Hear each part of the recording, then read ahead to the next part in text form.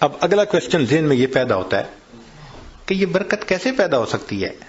تو چند اعمال ہیں کہ جن کے ذریعے سے انسان کی زندگی میں برکت آتی ہے.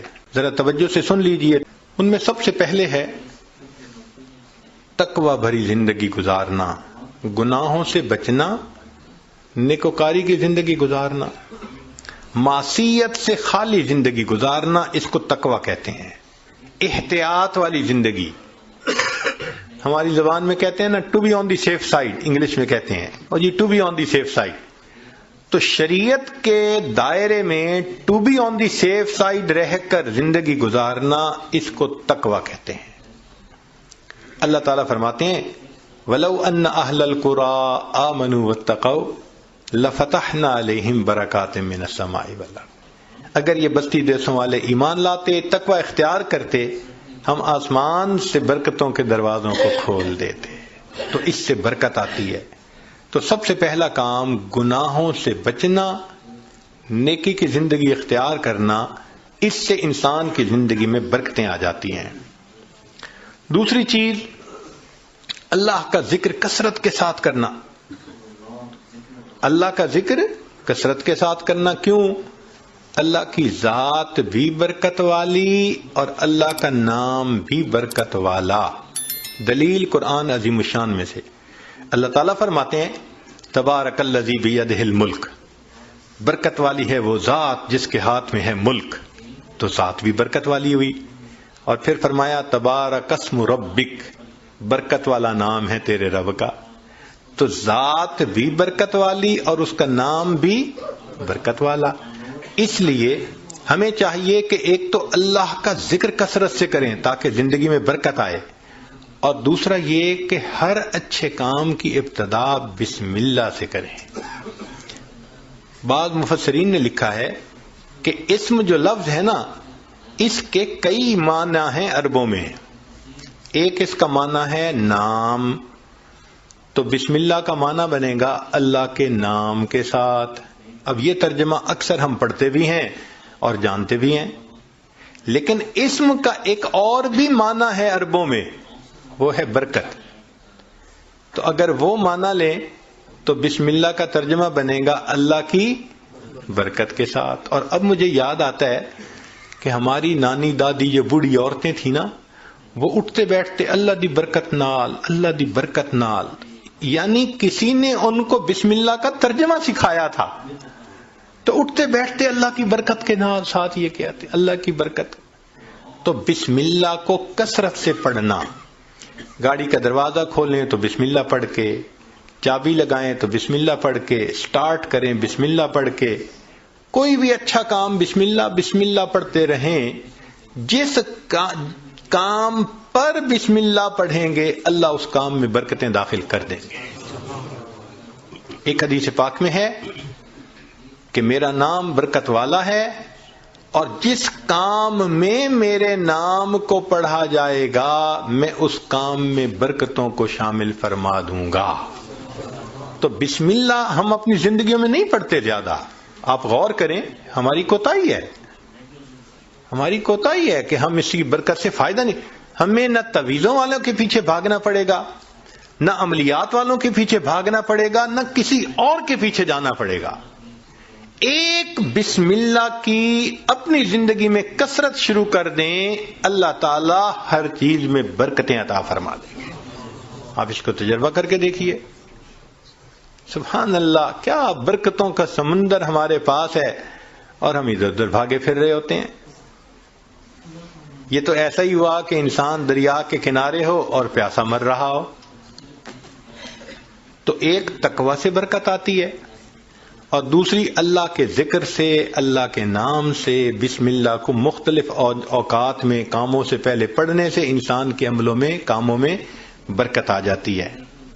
اور تیسری چیز کہ انسان کی دعا، اس سے بھی زندگی میں برکت آ جاتی ہے. دعا سے برکت، جی خود دعا کریں، ماں باپ سے دعا کروائیں، پیر استاد سے دعا کروائیں، دعائیں لیں، دیکھیں برکتیں کیسے آتی ہیں۔ ایک ہوتا ہے دعا کروانا اور ایک ہوتا ہے دعا لینا، ان میں فرق ہے۔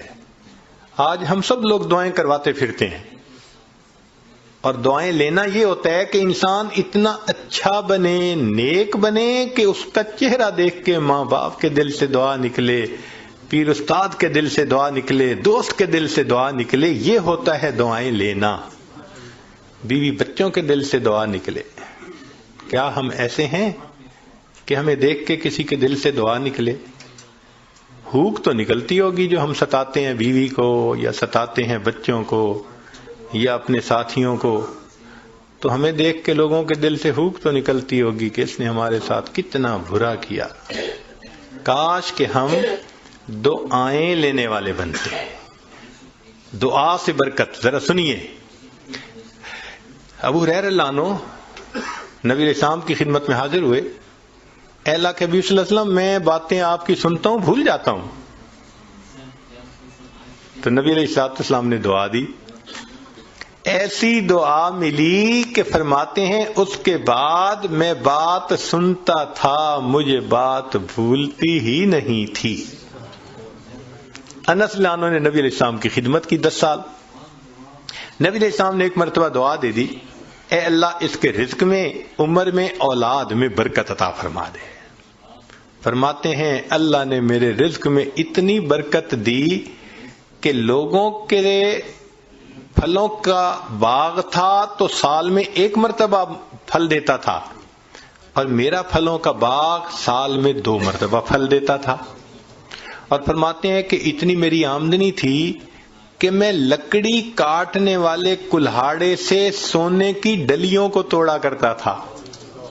ذرا غور کیجئے، لکڑی کاٹنے والے کلہاڑے سے سونے کی ڈلی کو توڑا، تو وہ ڈلی کتنی ہوتی ہوگی؟ تولوں میں تو نہیں نہ ہوگی، تو کلوز میں ہی لگتا ہوگی کہ جو لکڑی کاٹنے والے کلہاڑے سے توڑتے تھے۔ اتنا سونا اللہ نے دیا، مال اتنا دیا، برکت اللہ نے۔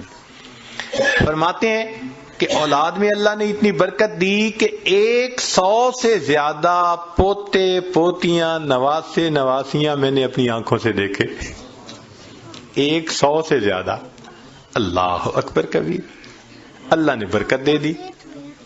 ایسی برکت تھی ان کے رزق میں کہ ایک صحابی ان کے گھر آئے۔ میں یہ بات سنا کے ذرا آگے بات پڑھاتا ہوں۔ ایک صحابی ان کے گھر آئے، کھانا کھایا تو انس رضی اللہ عنہ نے اپنی باندی سے کہا کہ بھئی تولیہ لاؤ، ہاتھ ان کے دھلائے ہیں تو وہ پوچھ لیں۔ وہ تولیہ لائی تو تولیہ میلا تھا، تو انس رضی اللہ عنہ نے ڈانٹا، دیکھ نہیں رہی تم اتنا میلا تولیہ لے کے آئی؟ وہ کہنے لگی بس تھوڑی دیر، جیسے ہم کہتے ہیں نا ویٹ اے منٹ، اس نے بھی کہا جی ویٹ اے منٹ، میں آتی ہوں۔ اور وہ سیدھا گئی، اور آگ جل رہی تھی، اس نے جا کے تولیہ اندر ڈال دیا۔ اب مہمان حیران ہے کہ تولیہ آگ میں ڈال دیا۔ تھوڑی دیر کے بعد اس نے تولیہ نکال دیا، صاف شفاف تولیہ، اور وہ لے کے آئی اور کہ پلیز پلیز ہاتھ آپ اپنے جو ہے نا اس سے صاف کر لیں۔ وہ کہتے ہیں گرم گرم تولیے، صاف ستھرا، میں نے اس سے ہاتھ تو خشک کر لیے۔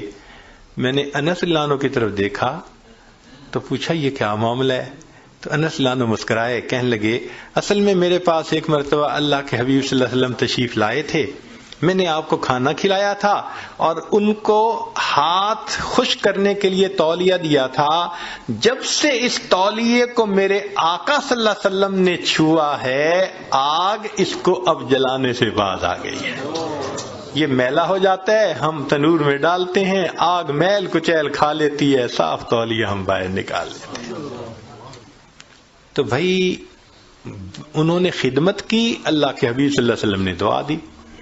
آپ بھی ماں باپ کی خدمت کر کے دعائیں لیں، بیوی بچوں کے ساتھ اچھا سلوک کریں، دعائیں لیں، دوست اس احباب سے دعائیں لیں، تو دعائیں لیں، پھر دیکھیں برکتیں کیسی آتی ہیں۔ تو دعا سے بھی انسان کی زندگی میں برکت آتی ہے۔ چنانچہ حضرت اختر تھانوی رحمۃ اللہ علیہ نے لکھا ہے کہ ایک ماں باپ تھے، ان کے 3 بیٹے تھے۔ تو جب جائیداد تقسیم ہونے کا وقت آیا تو ایک بھائی جو سب سے چھوٹا تھا نا، وہ کہنے لگا کہ بھائی تم دونوں ساری زمین پیسہ لے لو، والدین کی خدمت مجھے دے دو. وہ بڑے خوش ہو گئے کہ چلو بھائی ساری جائیداد ہم مل گئی اور یہ کرے خدمت. اس نے خدمت کی. اب اس کے والد اس کو ایک نصیحت کیا کرتے تھے کہ بیٹا بس جس چیز میں برکت نہ ہو وہ نہ لینا، ہمیشہ وہ چیز لینا جو برکت والی ہو. بہت کہتے رہتے تھے. تو اس بچے کا مائنڈ سیٹ ہو گیا تھا کہ میں نے ہمیشہ برکت والی کوئی چیز لینی. ماں باپ فوت ہو گئے. اس نے ایک دن خواب میں دیکھا، کہنے والے نے کہا بھائی تم جو ہے نا وہ فلاں جگہ جاؤ تو پتھر کے نیچے 50 دینار پڑے ہوئے ہیں، لے لو. تو چونکہ مائنڈ سیٹ تھا برکت والا تو اس نے پوچھا ان 50 میں برکت ہوگی؟ انہوں نے کہا نہیں برکت نہیں ہے. انہوں نے کہا مجھے نہیں چاہیے. صبح اٹھا، بیوی کو خواب سنایا تو بیوی ماشاءاللہ پھر بیوی ہوتی ہے، کہنے لگی لے لو جا کے. اس نے کہا بھئی برکت نہیں، میں نہیں لوں گا. اس نے کہا نہ لینا، ذرا جا کے دیکھ تو لو نا پڑے بھی ہیں یا نہیں. اس نے کہا دیکھنے بھی نہیں ہے. خیر بات چلی گئی. اب کچھ دنوں بعد پھر اس نے خواب دیکھا. کہنے والے نے کہا بھئی فلاں جگہ 10 دینار رہ گئے ہیں، وہ لے لو جا کے. اس نے کہا برکت ہوگی؟ اس نے کہا برکت نہیں ہوگی. انہوں نے کہا مجھے نہیں چاہیے. صبح اٹھ کے بیوی کو خواب سنایا. اس نے کہا دیکھا آپ نے 40 کا نقصان کر دیا نا، پہلے لے لیتے تو 50 ملتے. میں تو اب بھی کہتی ہوں میرا مشورہ تو یہی ہے کہ جاؤ 10 ہی لے لو. انہوں نے کہا بھئی برکت والے نہیں، مجھے نہیں چاہیے. 10 بھی گئے. پھر کافی دنوں کے بعد خواب آیا، کسی نے کہا بھئی 1 دینار رہ گیا ہے، جاؤ اور فلاں جگہ سے لے لو. اس نے کہا برکت والا ہوگا؟ اس نے کہا ہاں برکت والا ہوگا. وہ صبح اٹھا، بیوی کو سنایا اور جا کے برکت والا دینار لے لیا. جب گھر لا رہا تھا تو اس کے دل میں خیال آیا بھئی بڑا عرصہ گزرا، کبھی کوئی اچھی ڈش نہیں بنی اور مزے کا کھانا نہیں کھایا، آج اللہ نے یہ 1 دینار دے دیا ہے تو چلو کچھ لے جاؤں. تو وہ گیا، مچھلی بک رہی تھی بڑی ساری، اس نے لے لی. مچھلی لے کے گھر آیا، بیوی کو کہا کہ دیکھو بھئی وہ دینار مل گیا تھا، میں نے اس میں سے کچھ خرچ کر کے یہ مچھلی لے لی کہ تم آج پکاؤ، کھانا تو اچھا کھائے نا آج. اس نے کہا بہت اچھا. اب وہ جب مچھلی کو تیار کرنے لگی تو جب کاٹا تو اس کے پیٹ میں ایک ہیرا تھا، ڈائمنڈ تھا. اب اس نے اس کو نکالا تو چمکتا ہوا ڈائمنڈ. اس نے کہا میں تو جیولر کے پاس لے کے جاؤں گا. جیولر کے پاس لے کے گیا تو وہ دیکھ کے کہنے لگا تمہیں یہ ملا کہاں سے؟ اس نے کہا بھئی مجھے تو مچھلی کے پیٹ سے ملا. اس نے اس کو تولا، وہ اتنے کیرٹ کا ڈائمنڈ تھا کہ جب اس نے اس کی پیمنٹ کی تو اس بندے کے ساری زندگی کے خرچے سے وہ قیمت زیادہ تھی. ایک ہی مرتبہ اللہ نے پوری زندگی کا خرچہ دے دیا. اس کو کہتے ہیں برکت. ہمیں اصل میں کسی نے سکھایا ہی نہیں شروع سے کہ یہ بھی ایک مانگنے والی چیز ہوتی ہے. ہم اللہ سے یہ تو کہتے ہیں کہ ابھی 1000 پاؤنڈ ہے تو اللہ مجھے 2000 پاؤنڈ دے دے، 3000 دے دے. یہ تو کبھی نہ مانگا. اللہ جو آپ نے دیا ہے اس میں برکت دے دیجئے، اسی میں برکت مل جائے. یقین سے عرض کرتا ہوں ہماری پریشانیاں آج ختم ہو جائیں. ہمیں کم نہیں دیا اللہ نے، لیکن ان میں چونکہ برکت نہیں، مسئلے حل نہیں ہوتے. تو اللہ سے برکت مانگیے. تو وہ برکت ملتی ہے تقوی سے، وہ برکت ملتی ہے بسم اللہ کے پڑھنے سے، اللہ کا ذکر کرنے سے، دعا سے، ماں باپ کی دعائیں لینے سے، اور وہ برکت ملتی ہے قرآن مجید کی تلاوت کرنے سے. دلیل حدیث پاک سے نبی علیہ السلام نے فرمایا تبرک بالقرآن فإنہ کلام اللہ. تم قرآن سے برکت حاصل کرو، یہ اللہ کا کلام ہے. اب آپ بتائیے کہ ہمارے گھروں میں کتنے لوگ ہیں جو باقاعدگی سے روزانہ گھر میں تلاوت کرتے ہیں. ہفتوں گزر جاتے ہیں، مہینوں گزر جاتے ہیں. عام بندوں تو کیا بات کرنی، نمازی بندے تلاوت نہیں ہوتی. تو جب گھر میں نماز کی قرآن کی تلاوت ہی نہیں ہوتی تو برکت کہاں سے آئے گی بھائی؟